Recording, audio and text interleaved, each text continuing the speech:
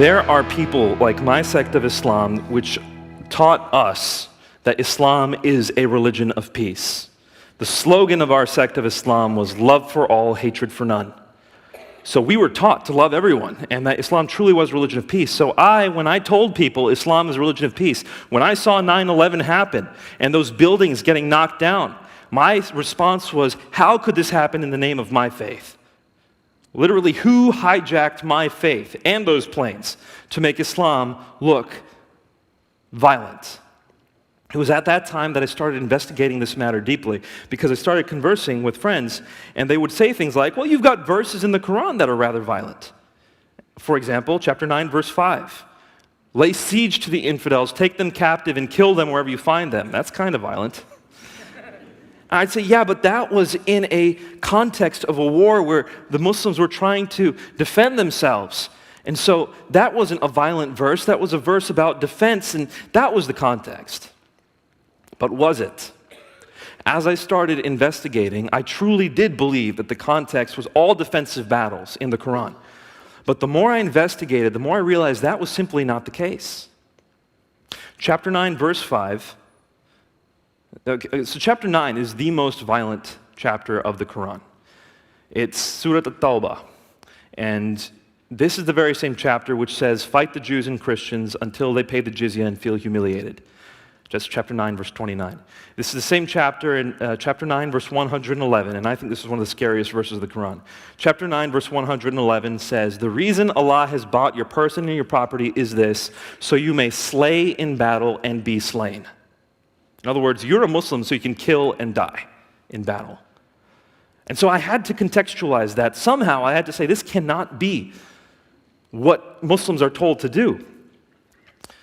But as I studied the history of early Islam, I found out that actually, chapter 9 of the Quran is the last major chapter to have been revealed. In other words, right before Muhammad dies, it's as if he calls people to his deathbed and says, I've got some more instructions to give you. That's just a metaphorical language I'm using, but it's like, this is the last message I want to leave with you. Chapter 9 of the Quran, the most violent one there is. When we consider the Bible, and people will say, well, what ISIS is doing, didn't Obama say something like this recently? What ISIS is doing is no better or no worse than the Crusades. It's no better or no worse than what happened in Christian history. I say, no. You got to keep things in their appropriate context.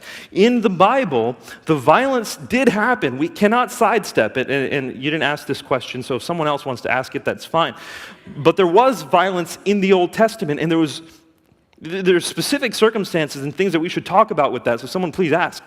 But it did not end up that way. That wasn't the final marching order of God.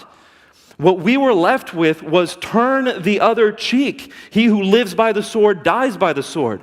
Give your enemy something to drink if they're thirsty. That's what we were left with. Complete grace and peace. Flip that around for Islam. In the Meccan days of Islamic history, the message was very, very peaceful. Jews, Christians, Sabians, all of you, if you do good deeds and good works and you fear God, on the last day for you is heaven. Whereas towards the end, we start hearing things like, anyone who comes before Allah without Islam as their religion will not be accepted. It goes the other direction. So how do we distill all this? There's also the matter of Islamic traditions, hadith. You know, I'm guessing most of us here are Protestant. There may be Catholics, you'll understand this as well. Protestants have kind of a sola scriptura lens. It's like the Bible is my authority and that's it. Muslims are not like that. The Quran is their greatest authority, sure, but then they have whole swaths of Islamic tradition called hadith. And the hadith are the lens through which the Quran is often applied. So Sunni Muslims often use books like Sahih al-Bukhari, Sahih Muslim, in order to see how Muhammad lived. What was it that he did? By the way, Muhammad's name is only mentioned 4 times in the Quran. Now, it's not a book of history about Muhammad's life. So people go to the hadith to see how Muhammad lived. And because there are so many hadith, people can point to the peaceful ones and say, that's how Islam should be. And you've got people like ISIS pointing to the violent ones, saying, that's how Islam should be. Who is right? Who is right? And can you make Islam whatever you want to make it? My concluding statement here is that peaceful Muslims who say Islam is a religion of peace are not lying to you. They honestly believe it. I did. But they haven't investigated the original sources, or at least they have done so in a way that wasn't faithful to the timeline of events. Early Islam was, in fact, rather violent. Islam, even under Muhammad's time, did have offensive wars against Jews and Christians. And that rendering of Islamic history is what leads people to diligently or faithfully live a violent Islam. I hesitate to say this, but I think it's true. If I still believed in Islam, and if I wanted to be faithful to Muhammad, I would have a hard time not going to Syria right now to fight for ISIS. It seems like they're doing what Islam commands.